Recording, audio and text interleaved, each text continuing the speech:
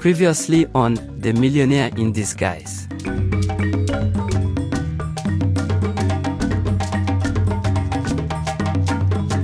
The black cat tailed us for 2 full days. It never got too close, but it never stayed too far either. Tunde told me, let them follow. If they wanted to do something, they would have done it by now.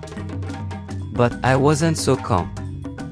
I started sleeping with one eye open.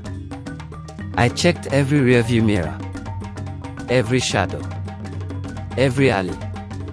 And yet, Tunde was at peace. Like a man who had made his peace with whatever would come next. In the early hours of a Friday morning, someone broke into our guest house in Ibadan. They didn't take anything. They just scattered the place, tore up Tunde's journals, and left a note. Go back to your life, rich man. This isn't your world. Tunde read it, folded it neatly, and tossed it into the dustbin. No need to panic, he said. This just means we're being heard. I wanted to scream. But somehow, I didn't. That evening, I caught someone sneaking into Tunde's room with a phone camera again. It wasn't a journalist. It was someone we trusted, Nneka, the young woman who joined the journey in Benue, saying she wanted to help document the mission. I dragged her outside myself. Why? She looked at me and said, you think the poor eat kindness? They eat food. I needed money. They paid me to follow you. Tunde didn't say a word. He just nodded and walked away.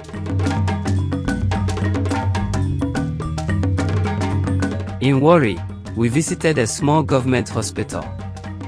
A nurse there, Kiama, hadn't been paid in 4 months. Yet she still worked overtime, caring for patients, spending her own money on drugs. Tunde sat with her during lunch break, asked questions, listened. She didn't know who he was. The next day, an anonymous donation paid off every unpaid salary in that hospital for a year. Kiama cried when she saw the alert. No one's ever noticed us, she whispered. Not even the government. At 2 a.m., Tunde got a voice note on his phone. It was heavily distorted. The voice said, "This is your last warning. Go back to your life, or you will disappear." That was the first time I saw fear on Tunde's face. He didn't say anything. He just sat there, holding his phone, staring at the wall. For hours. We returned to Lagos briefly. That's when we met her, Mama Adebehaya, Tunde's mother. She was angry. "You want to die and leave me childless? What is all this nonsense? You gave them houses. You gave them money. Must you give them your life too?" Tunde knelt before her. "Mama, for once in my life, I feel like a human being. Not just a rich man." She looked at him and said softly, "Just don't forget you're still my son." I started having second thoughts. Everywhere we went, someone was watching. The pressure was getting to me. I missed normal life. I missed peace. I told Tunde, "Maybe you should stop." He looked me in the eye. "Dami, if I stop now, what happens to the people still waiting for help?" That night, I sat alone and cried. I was scared. But I also knew I couldn't leave him now. Then it happened. All the footage Nneka had recorded behind our backs was leaked. News stations picked it up. The headlines were brutal. Billionaire poses as poor man for fame. Disrespect to real suffering. Stage generosity. The hate was everywhere. People began doubting everything. Even the ones we helped. Tunde didn't fight back. He just said, let them talk. The truth doesn't always come with applause. That week, one of Tunde's companies lost a major contract. Investors started pulling out. Staff resigned. The empire was shaking. And then, he got a letter from the EFCC. They wanted to review his financial activities. We knew what it was. They were coming for him now. But Tunde didn't run. He walked into that office in Abuja with his head held high. I followed him to the hearing. It was quiet. Tense. Then, someone stood up from the back. It was Kiama, the nurse from Warri. She testified. I don't know who he is to you people. But to us, he saved our lives. He gave us dignity back. Her voice cracked. People started to listen. Then came Mama Folaka, then the mechanic, then the teacher from Jos. One by one, they came forward, uninvited, to speak the truth. The tide began to turn. After the hearing, we stepped out into the Abuja sun and found a crowd. Not one we hide. Not fans. Just regular people, hawkers, drivers, students, teachers, even beggars.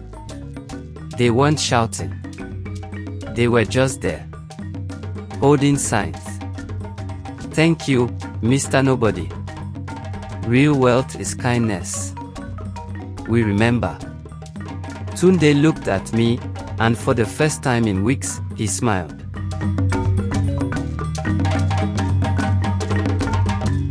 A few days later, a government convoy arrived. A senator wanted to see Tunde privately. They met in a quiet room. I wasn't allowed inside, but I listened at the door. The senator said, "You've inspired the people. You have influence now. Run for office, we'll back you." Tunde asked, "At what cost?" The senator replied, "Support a few things quietly. Nothing public. Just play ball." Tunde said nothing. Later that night, Tunde turned the offer down. Everyone around him was furious. "You'll never get another chance like this. Change only happens from the top. You're being ungrateful." But Tunde was calm. "I didn't come this far to become another polished liar in a big chair," he said. "I fight differently." That's when I knew this man wasn't playing a role anymore. This was who he really was now. Tunde started giving again, but this time with no name attached. Anonymous donations. Quiet help. Direct transfers to hospitals, schools, families. No press. No attention. But somehow, people still found out. They started calling him the silent donor. Rumors spread across Nigeria. Some said he was a ghost. Others believed it was a scam. But those who received help knew it was real.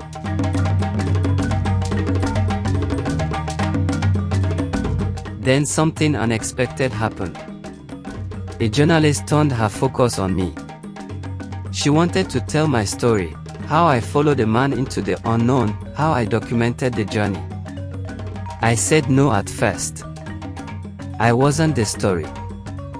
But Tunde told me, people need to hear it from someone real. Someone who saw it happen. So I agreed.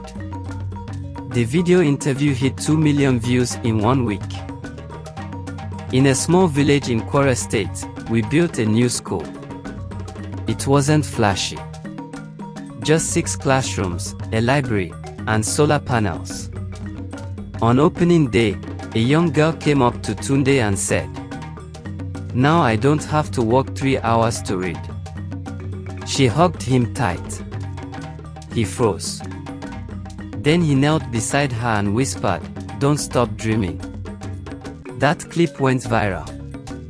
For real this time. But it wasn't all glory. One night, a fire broke out in one of the shelters we helped fund in Onitsha. 3 people died, including a boy named Joshua, who had just turned 10. Tunde didn't talk for 2 days. He just sat on the edge of his bed, holding the child's photo. He blamed himself. "I promised these people safety. I failed." On the 3rd day, a letter arrived. It was from Joshua's older sister, Ruth. She wrote, "You didn't fail. Before you came, we were invisible. Joshua went to sleep happy every night because of you. Thank you for letting him know he mattered." Tunde wept while reading it. The next day, he funded an entire fire response unit for that local government, with full training and equipment.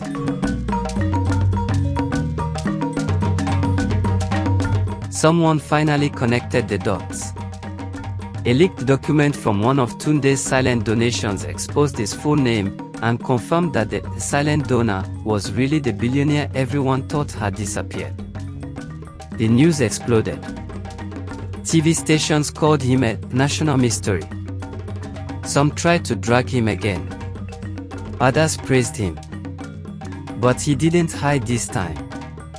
He made a video, sitting on a simple plastic chair, and said, "Yes, it's me. I just wanted to know what it meant to be human again." After the video, something powerful happened. Strangers began posting their own stories of kindness. Hashtags like #BeTheSilentDonor and #KindnessIsPower began trending. Street kitchens popped up. Churches and mosques worked together. Even a few politicians publicly changed their policies, just to stay relevant. It wasn't just a trend.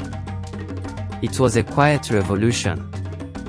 And Tunde, he just smiled, packed his small bag, and said, "Dami, let's go again. There's more to do." Tunde told me, "We are going to Benin." I froze. That was where he grew up. Where his father died in poverty. Where his mother begged to keep them fed. He had never returned since he became rich. I asked, "Why now?" He replied, "Because the past still holds something I need to face." When we arrived in Benin, he walked straight to a crumbling compound, barely standing. "This was our home," he said quietly. He ran his fingers along the wall like he was touching a scar. "I left here with anger in my heart. I blamed this place for everything." I saw something change in his eyes. Not pain anymore. Peace. We met her on the way out of the compound. An old woman selling roasted corn by the roadside. She stared at Tunde. You're Noza's boy," she whispered. "Tunde." She used to babysit him. She was nearly blind now. He took her hand and said, "I'm here, Mama Titi." She smiled through tears. "I always knew you would come back." That same day, a young woman approached us. She held out a folded piece of paper. "I think you wrote this." Tunde took it. His hands trembled as he opened it. It was a letter he had written to himself at 17. "I will leave this place. I will return one day to rebuild it." He whispered, "I had forgotten," but she didn't.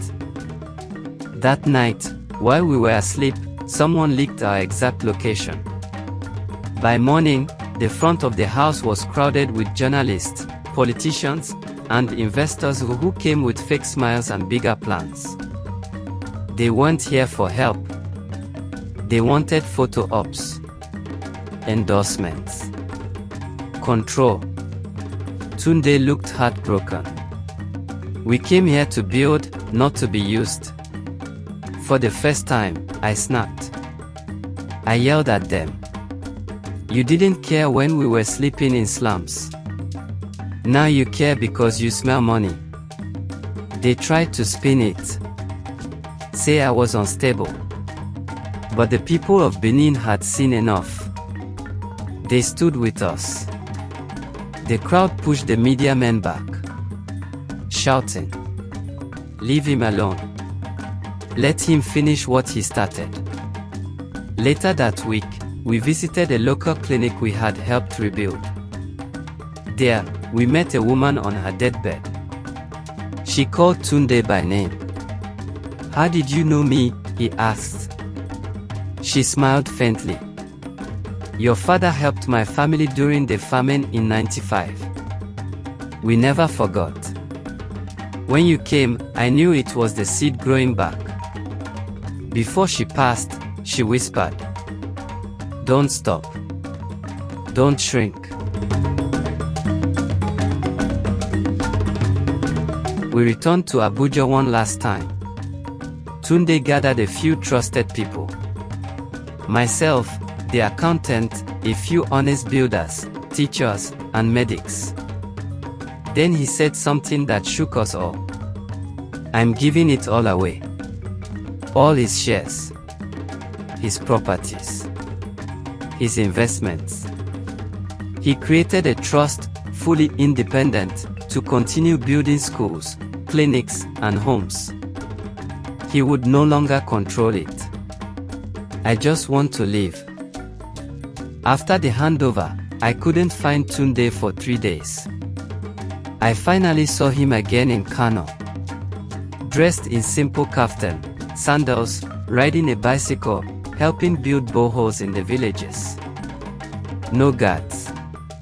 No fanfare. I said, "You disappeared again." He smiled.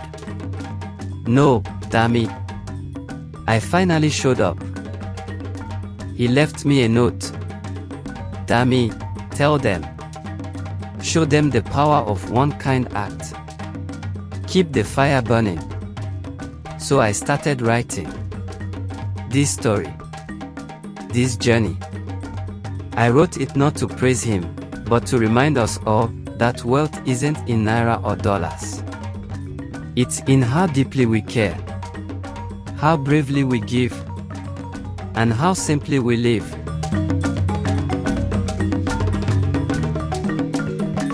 There was a national event, a summit on poverty alleviation in Abuja. Tunde was invited to speak. Everyone was expecting him. The president was there. Governors. Foreign investors. Cameras everywhere. But the chair reserved for Mr. Tunde Adebehaya remained empty. Instead, they played a short clip he had sent. Just his voice. "I've spoken enough with my mouth. Now I speak with my life. If you want to help the poor, become poor in heart first." That was all. The room went silent. After that video, Tunde vanished. His number stopped going through. No one had seen him since Kano. I panicked. I contacted everyone I could. Nothing. Some said he had moved to East Africa. Others claimed he became a monk in Ghana. Some even said he had died. But I knew him too well. Tunde wasn't hiding. He had simply stopped needing to be found. A week later, I received a small envelope. No name. Just my address. Inside was a short handwritten letter. "Dami, you are the legacy now. Don't wait for money. Start where you are. With what you have. When the heart is rich, there is no poverty." At the bottom, a small drawing of two hands, one giving, one receiving, forming a circle. I wept. I started small. 1 classroom, 2 teachers, 15 street kids. I used my own savings. Then donations came. People remembered Tunde's story. And they gave. Not millions. Just enough. We called it the Circle Foundation. Its rule was simple: help someone. Tell them to help someone else. One day, a boy named Bala came to our center with no shoes. He could barely write his name. But he had the brightest eyes. He told me, one day, I will build a school for children like me. Years later, he did. He named it Tunde Academy. I don't think Tunde ever knew. But maybe, somehow, he did. A journalist found old footage of Tunde building homes in a remote part of Kenya. He had a documentary, The Billionaire Who Walked Away. It went viral. Suddenly, the world knew. Not just Africa. Europe. America. Asia. Everyone wanted to know why a man with everything chose to give it all away. The interview. They begged me for interviews. BBC, CNN, Al Jazeera. I picked one, a small Nigerian podcast. When asked why Tunde left it all, I said, he didn't see it as giving up. He saw it as finally gaining something that can't be bought. That clip alone reached millions. Because truth, when it's raw and simple, cuts deep. 10 years after he disappeared, I had a knock one quiet evening. I opened the door. It was him. Older. Grayer. Slimmer. Still smiling like he knew a secret no one else did. He said, I came to see the man you've become. I hugged him and couldn't let go. We walked the streets together, just like old times. He wore plain slippers and carried a worn-out Bible and a plastic bottle of water. He pointed at a beggar on the road. I used to throw money at people like that. Now I sit and eat with them. That night, he said goodbye again. Not forever. But for now.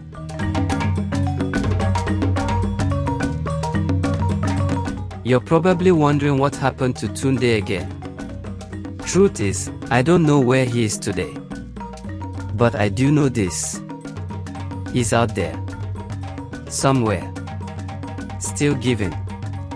Still working. Still loving. And now, I carry the same fire in my chest. Because once you've seen what true wealth looks like, not in banks, but in hearts, you can never go back. Thank you for watching. Kindly subscribe to our channel if you haven't. Like this video to help us reach more audience who are interested in beautiful stories such as this. Comment below and tell us what you think about this story. Also share to friends and family so they can be part of our community. From the echoes of old, we thank you. See you in the next video.